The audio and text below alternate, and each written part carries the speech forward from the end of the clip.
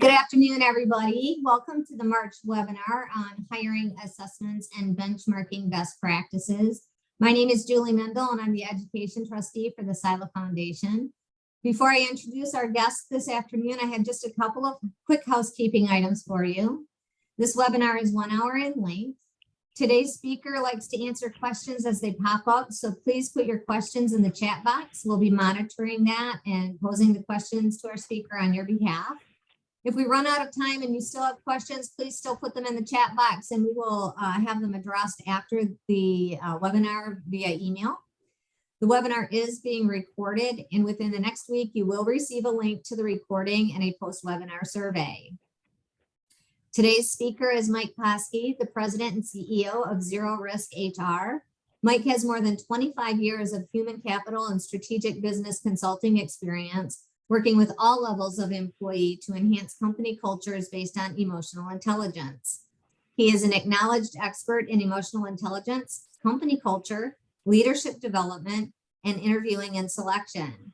Today, he's going to provide us with an overview on how behavior assessment tools can assist you in hiring the right person for the job and how to use those assessment tools to benchmark roles within your organization.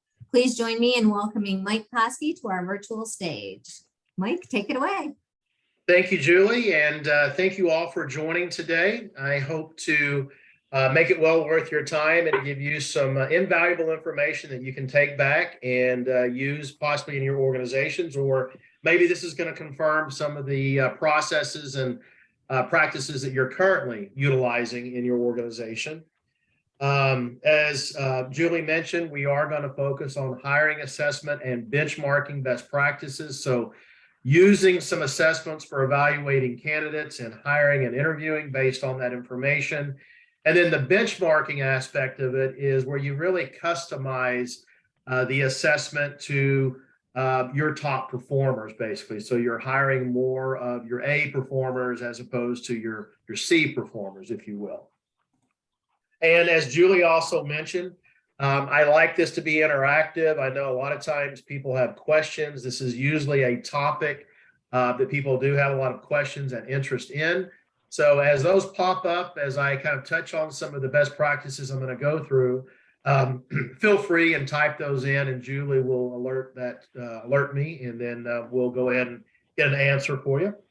And I've also got some time at the end to where we can ask some questions as well if you like. So let me kind of just first focus on kind of what you will learn. And just again, to reiterate a little bit about my background, as Julie mentioned, I've been in the assessment industry since about 1998 or so, 1997. I'm certified on most assessments that are out there. So I would imagine that any of the tools that you have utilized or been familiar with, there's a good chance I've probably been certified on the tool and or have used it in some capacity over the years. And that's really my specialty. One of the things that I wanted to do when I was going to school, and I got a dual degree in marketing and psychology, and I really wanted to understand at first maybe buyer behavior and why people did the things they did. But then I got more interested as I started working with an industrial psychologist using assessments when I was in college. I got more interested in workplace behavior. And so that's really been my passion over the years, is how can we make organizations stronger through their people, through their culture, through the people that they hire, and how they develop their people and retain their people. So that's really been my passion. And so what I'm going to focus on today is the different types of hiring assessments that are out in the marketplace. I'm going to talk a little bit and kind of share a couple of stories with you about the return on investment that hiring assessments can yield to your bottom line. And a lot of times, as you might imagine, using assessments, I've worked with a lot of human resources professionals. And in my executive coaching, obviously, I'm doing a lot of work with senior executive leaders and CEOs and presidents. And I always kind of find it interesting, and I don't hear this as much anymore, but I always found it interesting where some of the HR professionals or even some of the CEOs or presidents didn't really see HR as a profit center. And some of the information I'm going to share with you today really kind of gives you a different perspective on this, because this actually, through the use of assessments, through the use of trying to enhance and improve your culture, it actually can be a very high profit center for your organization. So I'm going to focus on the return on investment, hiring assessment best practices, just the things that I have seen organizations do that allow for success with an assessment program, and the things that I've seen them not do that allowed for maybe the program to fail or not be adopted internally. Another way to really customize the assessments is benchmarking. And so I'm going to highlight some best practices there and really what goes into the thought process of why you want to do some benchmarking and really how to go about that and then implement that data into your hiring process. And then I'll kind of summarize everything on really how to successfully roll out a hiring tool for your organization so it's successful and it's adopted and utilized by your hiring managers. So that's what we're going to focus on today. And so what I thought we would first do is just give you an overall definition of what a hiring assessment is. And then I'm going to kind of peel the onion back a little bit further on the different types of assessments here in just a second. But a hiring assessment, by definition, and this is Wikipedia, it's a pre-hire assessment. It's an assessment or a test. I don't necessarily like to use the word test, but more of a questionnaire and evaluation that candidates complete as part of the application process. And many times, if you're using an applicant tracking system to automate that process, a lot of the assessments can be implemented and integrated with your applicant tracking system using an API integration. So there's some ways that you can even automate the administration process of that.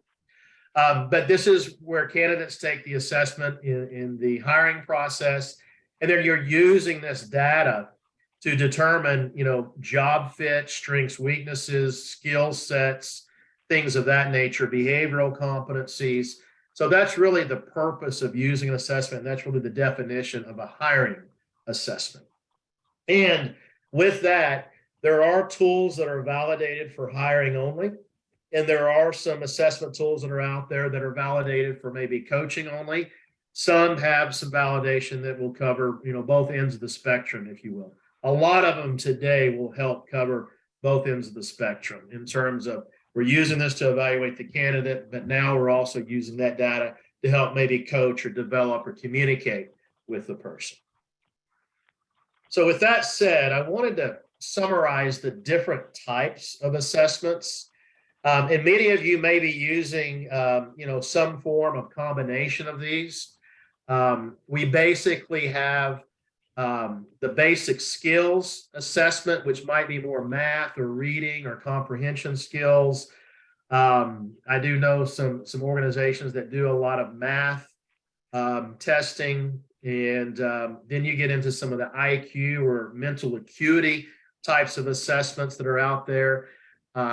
I will say this, a lot of the data and research on some of the IQ component correlations to success in the workplace, there actually has been a lower correlation of success of IQ to job success, but the higher the correlation is really more impacted by the technical aspect of the job. So we do see IQ a little bit more correlated to success as you get into some of the C-suite executive type of roles and some of more of the, I call them some more of the professional type of roles. So we've seen that more obviously with attorneys, legal professionals, some more of the professional type roles. But IQ has not necessarily been the biggest determiner of success through some of the studies that I've seen.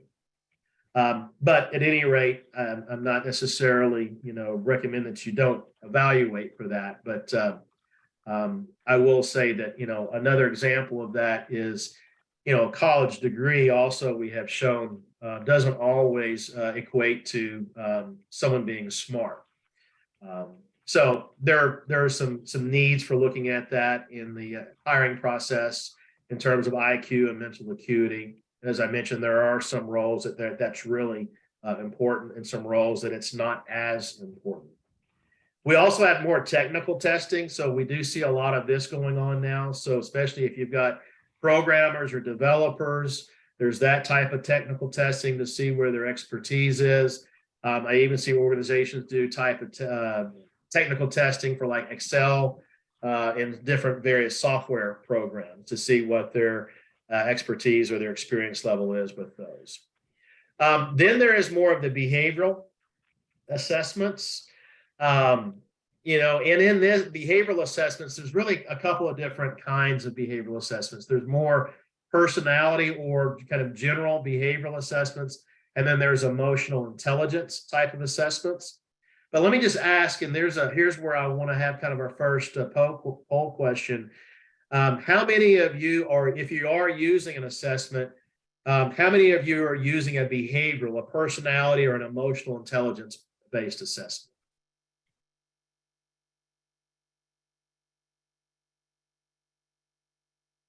Mike, I'm having issues accessing the polls. Can you wiggle and see if they're there for you? Okay, let me see. Where'd I go to? Polls. Diana, if you're here. There it goes. I think I've launched it. So I think it should be showing up. It looks like we're getting some feedback here. So I'll give that a few minutes for everybody to give us some input. Again, do you utilize a behavioral type of assessment in your hiring process right now? Okay. Still getting a few people. Give it a couple more minutes here.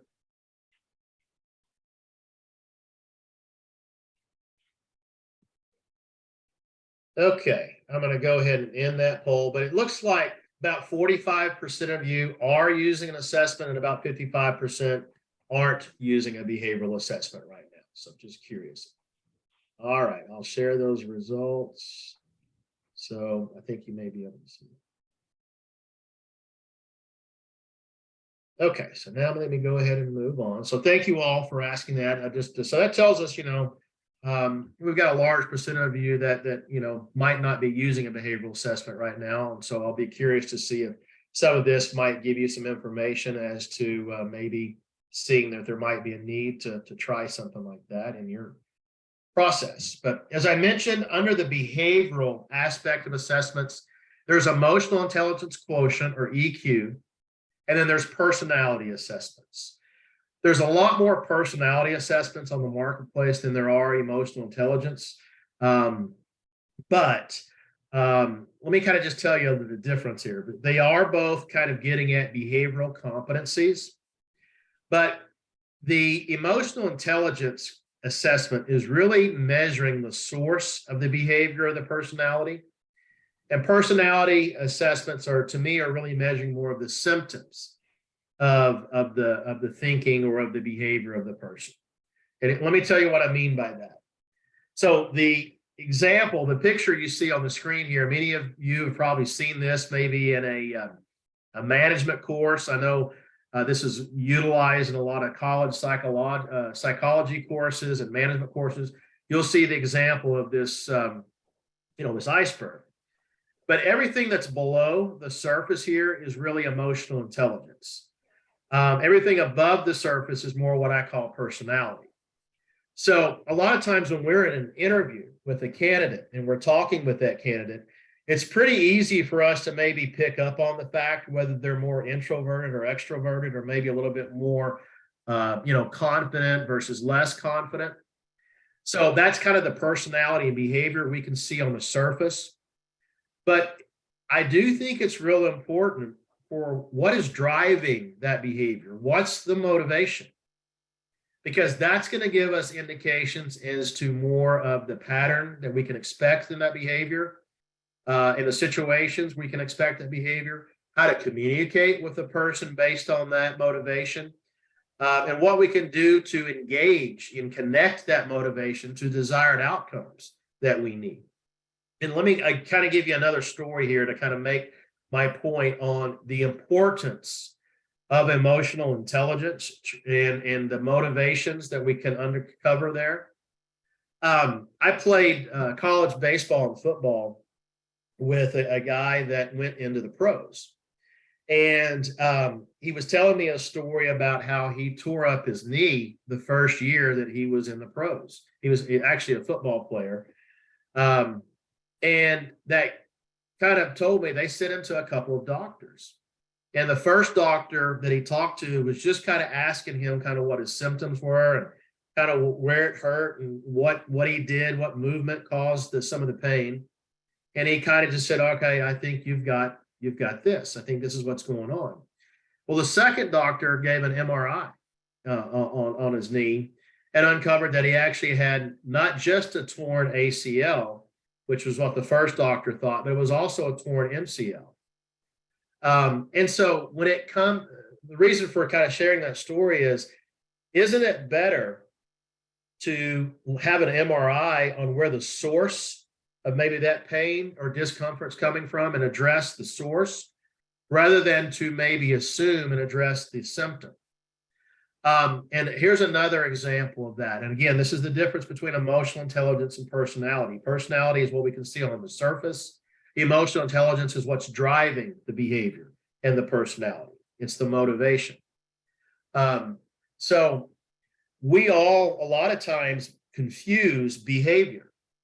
So I've had people take assessments and they've seen the assessments on maybe some of their direct reports, and they'll say, Mike, I believe the assessment information is wrong on this particular direct report. And I'll ask a question, well, tell me what score or what competency you think maybe is inaccurate.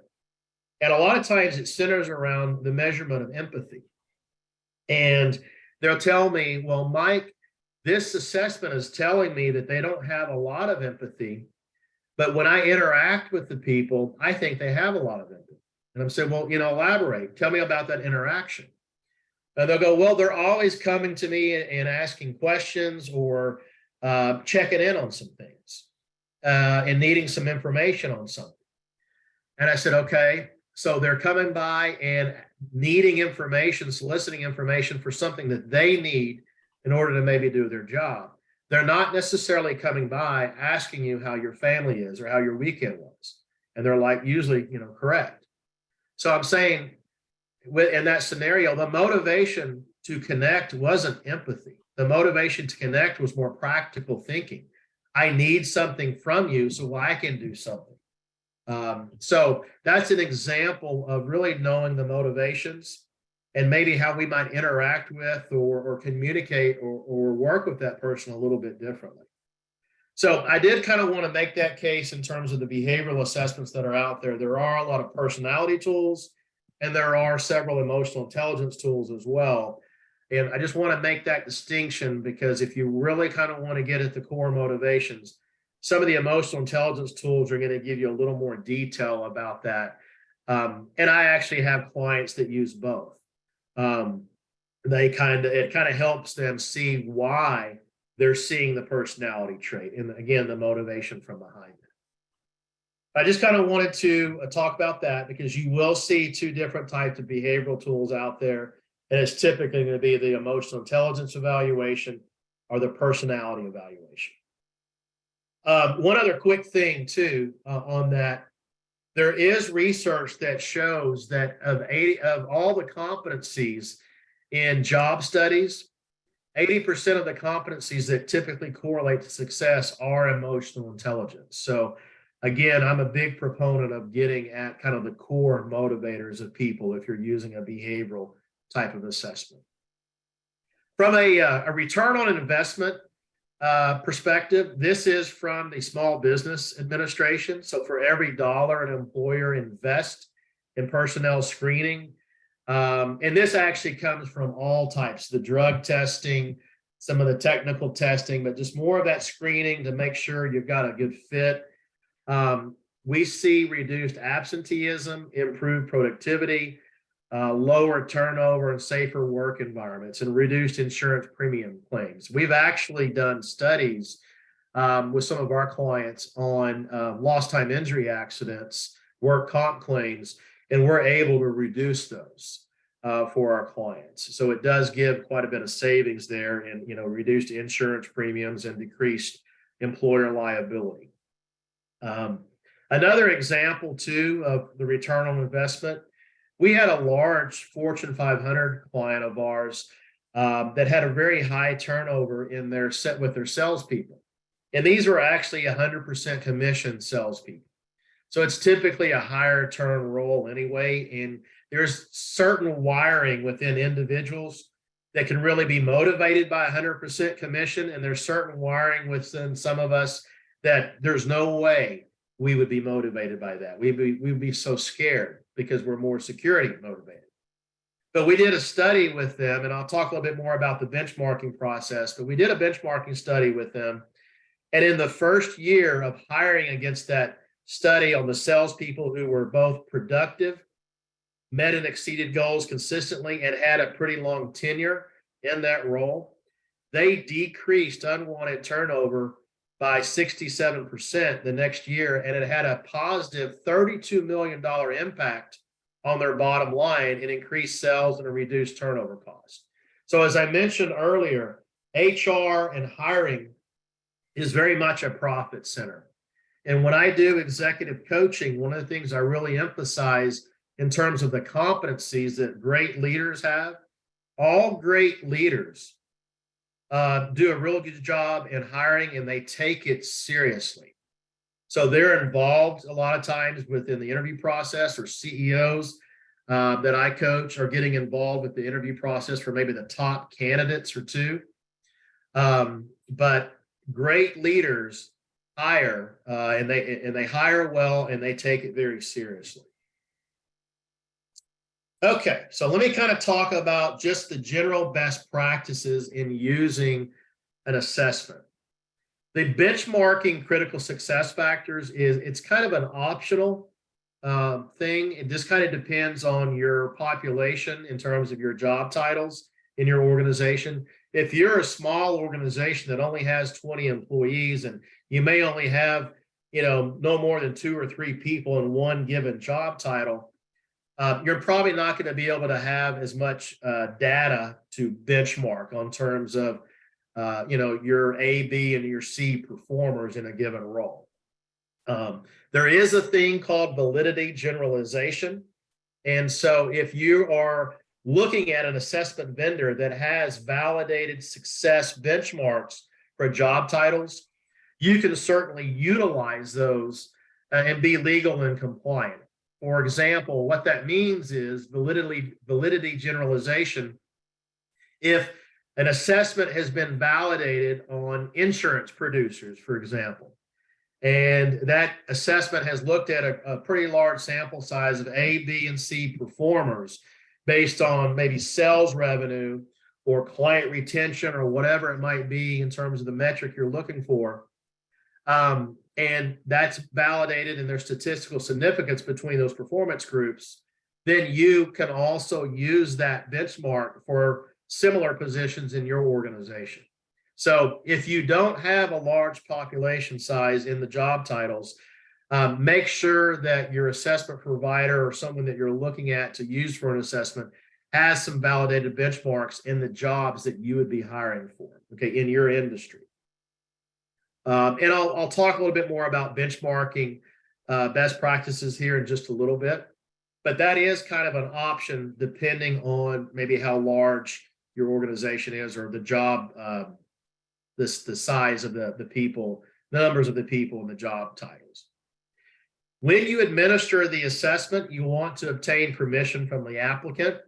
Let them know that this is just going to be a part of the hiring process and no means is going to be the sole basis of the decision. Most assessments now are being administered online, and then this process is actually automatic. So they click to say, yes, I understand why I'm taking this, and I'm fine with moving forward. So most of this is automatic now in terms of obtaining the permission, but you want to have that in your process there. And another key thing in terms of just using an assessment, you want to be consistent when you administer and how you're communicating the assessment. There are some assessment providers out there that will tell you, wrongfully so, but they'll tell you that if you use the assessment for one job, you have to use it for every job that you're hiring for. That's not necessarily true. I believe they kind of communicate that to get you to buy more assessments. Really, what the EEOC wants you to do with the pre-employment assessment is they want you to administer as early in the process as possible. So it creates more of a level playing field for your candidates. And number two, they want you just to be consistent within that particular job title. So you may choose to use an assessment for hiring your salespeople or your producers, your revenue generators, excuse me, but you may not choose to use the assessment for any other job that you hire for. And that's okay. It's just when you are evaluating your producers or your salespeople, you need to administer that assessment at the same point in the process. What you don't want to do is administer it to candidate A before the first interview, candidate B before the second interview, and candidate C was an internal referral from somebody, and maybe you know them from another organization. We're not even going to have them take the assessment. That's inconsistency. Okay. You just want to be consistent at what point you administer it for that job title. And you want to be consistent in what you're communicating to the candidates as to why they're taking the assessment. I typically like to have that be somewhat generic and consistent and just say, we have an assessment that we administer in the pre-employment process. We'd like you to take it. It takes about 10, 15, 30 minutes, whatever that time is. So give them real expectations. And we utilize this information to help make a best decision for all involved. So we're all happy with the decision. Excuse me. So that's kind of some of the generic communication. You definitely don't want to communicate that, this is going to be, a big part of whether they get hired or not. It's just a piece of the puzzle. It's a piece of the data that you're evaluating in the process. You also do not want to use an assessment as a gatekeeper. You just want this to use as I just mentioned, as a guide, another data point in your process to help conduct an interview. So this is really meant to guide your interview and what you're focusing on there. And, maybe what might be involved if you hire the person from maybe a development or a communication or a motivation perspective.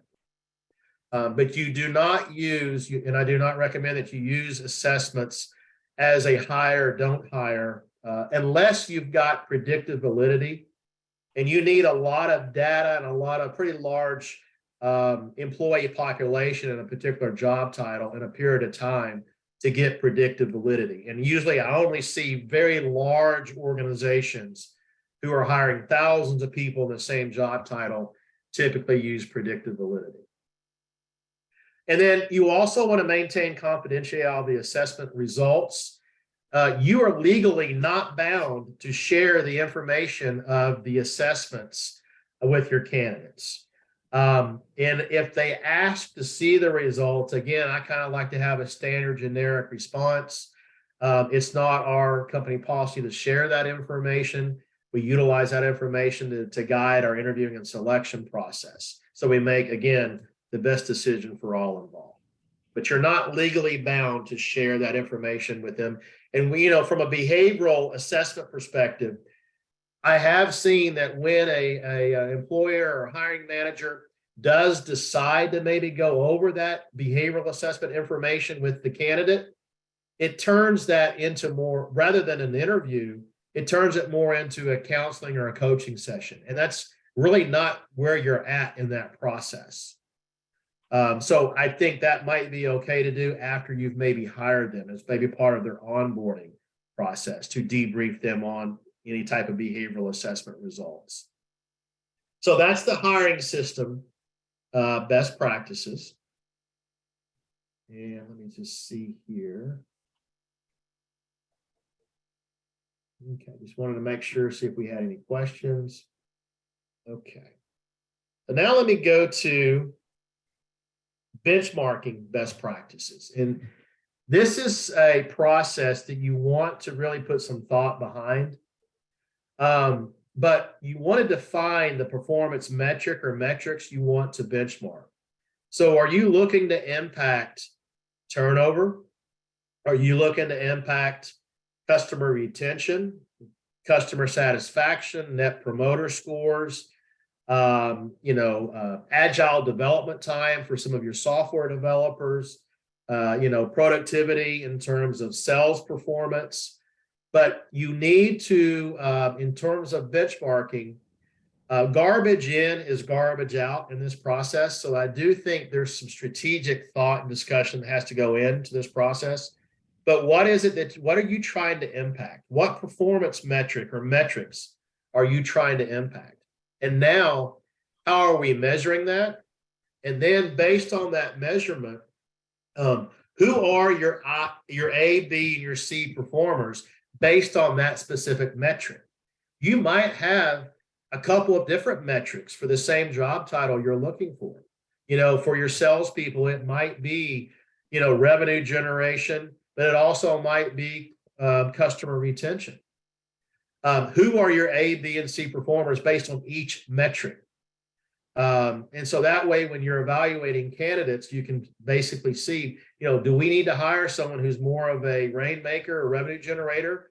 Do we need to maybe hire someone in this role or replace somebody that was really a good retention specialist?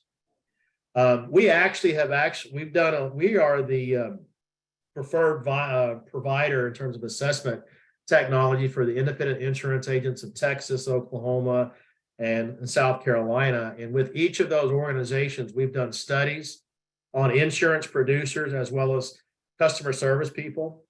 And with the customer service people, we definitely found differences between personal and commercial lines. And we even found differences between more of the farmers and what I call the hunters in the producer line. Identify what metric or metrics you're looking for. Make sure you're consistently evaluating or determining your A, B, and your C performance group based on that metric. So it needs to be measurable. You do not want to necessarily do a benchmark study on something that's subjective. Oh, we like them, or we feel like, they're our best performer. What are the metrics, the performance metrics that can be measured?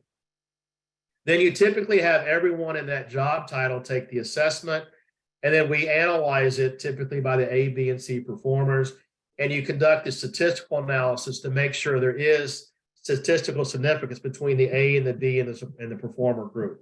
And that will usually give you some good data in terms of hiring going forward, as well as the competencies that correlate to success and failure in that role.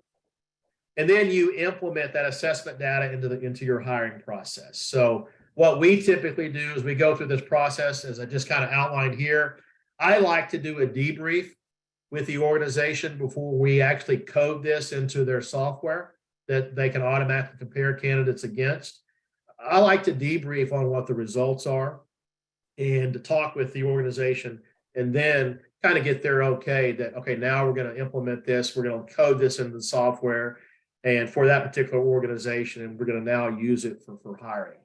And I also like to train the hiring managers based on what that benchmark data has gleaned. So now they know a little bit more specifically what they're looking for and or listening for in the interview process, or maybe what interview questions they can really be using to target those competencies that correlate to success. So that is the benchmarking best practice.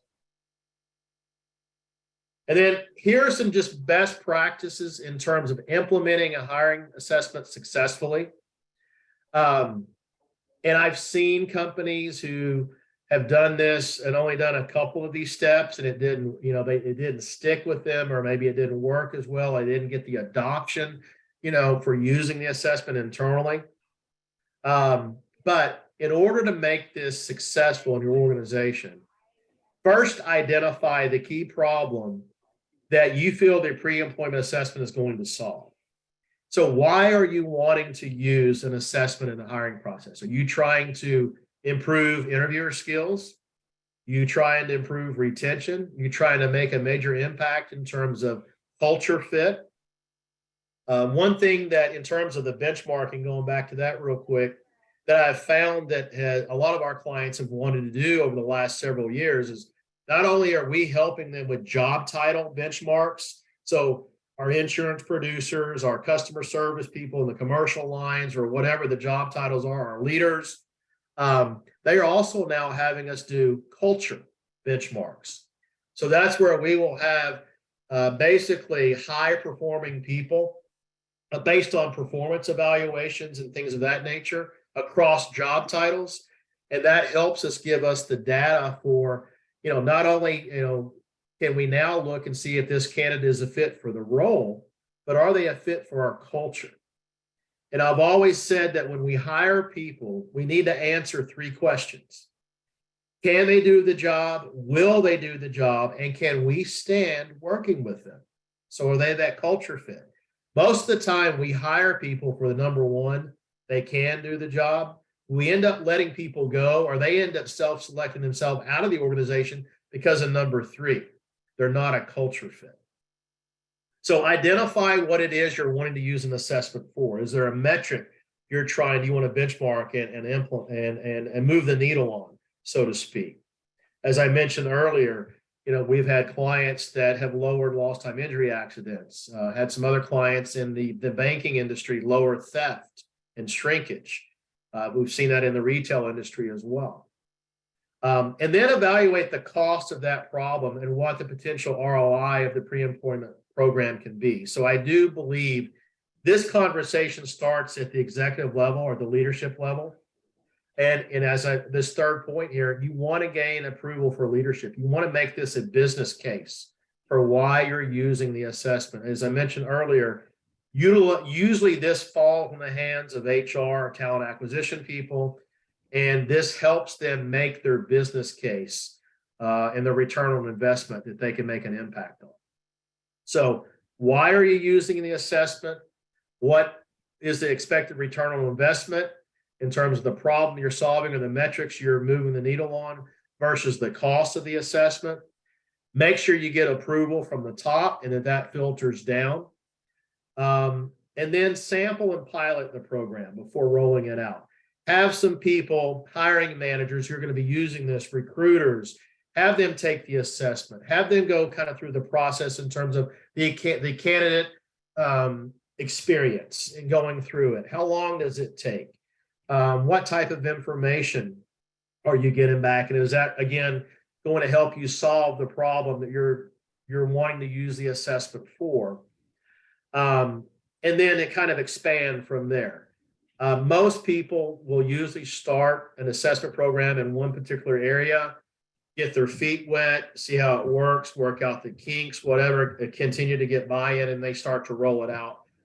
We had a home builder client years ago that started using the tool for just their sales team. Then they expanded it to their management and executive and administrative roles. And then the CEO told me one day that the program has been so successful in helping them have control over turnover and really impacting positively their culture. He says, now if you're planting a tree for us, you're taking the assessment. So start small and kind of grow it from there, continue to build champions. And another way to do that, to make sure this is successful, is attend vendor provided certification on the assessment itself. Make sure your hiring managers and recruiters are certified on using the tool. They truly understand how to use it and understand and apply that to where it helps them in the interview process. And they see it as a resource that's invaluable. And again, that's where you also gain adoption. And then to continue to evaluate and measure. Are we moving the needle on the metrics we're expecting it to? Are we getting the return on investment and the buy-in internally?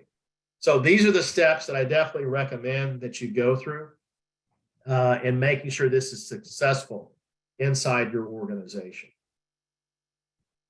I do want to bring your attention to this. This is something that you may want to participate in, but you can go to the website here.